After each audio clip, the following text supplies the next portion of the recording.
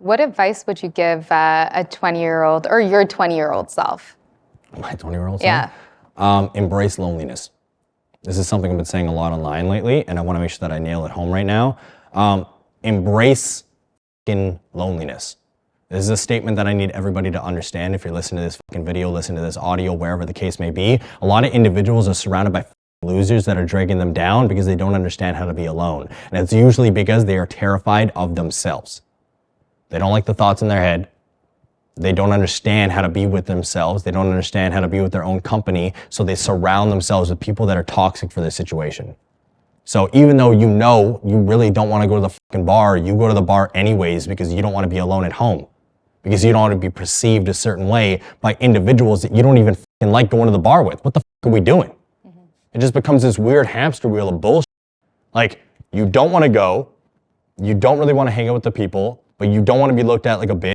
So you go anyways, and then you hate your life, and then you're angry, and then you do, like, it just becomes weird. So like, the reason why I've embraced or seen the success that I have and developed the discipline that I have is because I was lonely as fuck.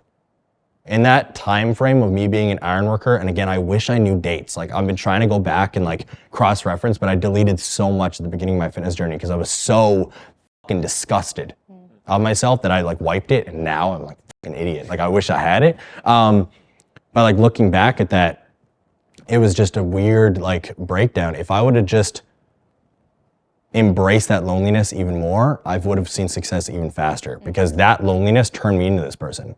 Like, I didn't have anyone to go to the bar with anymore. I didn't have anybody to hang out with anymore. I was just me. I got off work and no one wanted to be around me because I was just a wreck, like a fucking liability. And being that liability turned me into the asset that I am now. Why do you think you're able to captivate so many people? It's just because I'm real. There's too many fake motherfuckers in this world right now.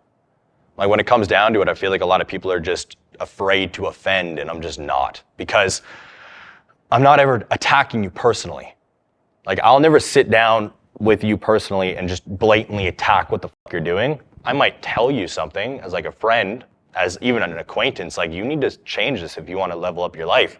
But I'm not gonna sit down and like rip you apart and then just walk away and not care about your outcome, because I actually genuinely care about people. But I will take the excuse you keep fucking spewing to me and then go to this camera and fucking scream it to the heavens and like literally go off to the deep end. Because if you're saying it, that means there's probably 15 people within spitting distance that are saying the same thing. So I take personal things, all right, generalize it, and then blow it up online in a real way. And there's a lot of people that resonate with it because I'm joining the conversation in their head. Like, even when I was a fitness coach, I did the same thing. There's actually a photo. It's fucking funny. If you guys scroll on my Instagram, you'll see it. When I was a fitness coach, I wrote on a cardboard sign. I said, "You're fucking fat, not big boned." And I fucking put it up on a sign like this, and I stood in Calgary, and I fucking posted it up, and it fucking exploded. And all these self-love activists and everybody else were losing their fucking minds. They were pissed.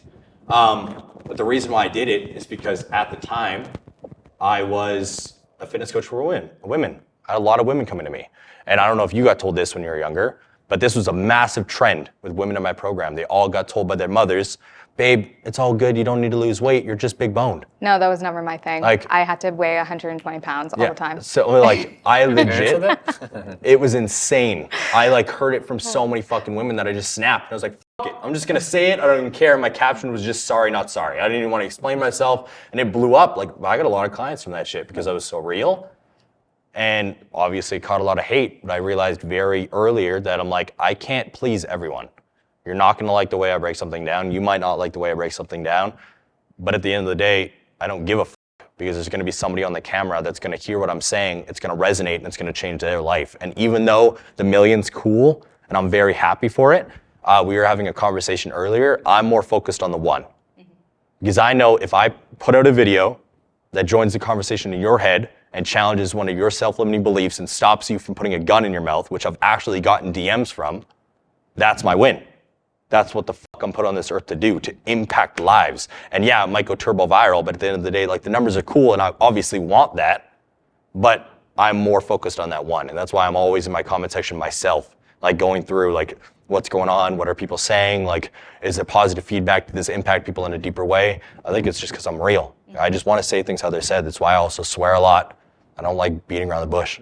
But I feel like you also have like such a great discipline about you.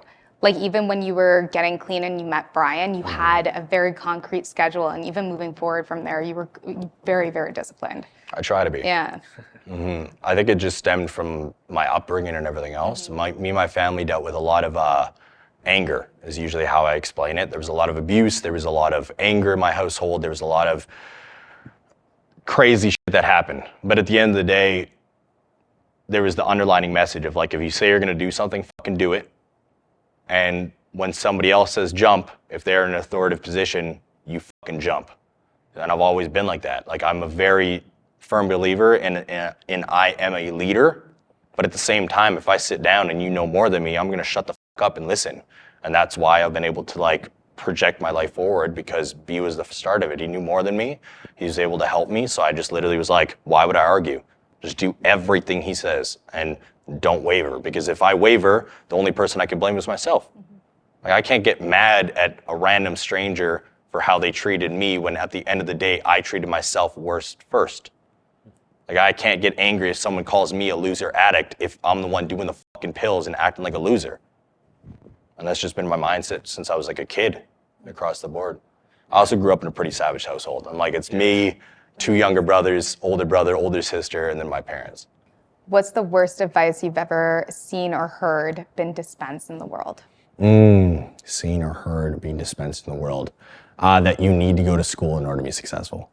I feel like there's a lot of different things that I could say here, but this is one that I'm seeing just like shoved down so many individuals' throats. And every successful person I know personally has no more than a high school education. And I feel like that advice made sense 25 fucking years ago. But now we're in a new age, and you can literally see success, like we were saying earlier, in anything with the fucking phone that you have in your hand right now. If you just took action, open up YouTube, you'd be able to make money and learn how to monetize literally any fucking passion, whether it's gaming, clothing, motivational content, or anything else. All right, just about to wrap. Is there anything else that you want to tell the audience? Yeah, 100%. So I want to talk about a subject that I've kind of been breaking down in my videos, and I told you guys earlier, and that's about the alternative. All right, I feel like a lot of individuals need to pay attention to this and ask themselves that fucking question, because there's a lot of you that want to achieve your goals, but you will never look at the alternative. So let's say fitness. Let's take fitness as an example.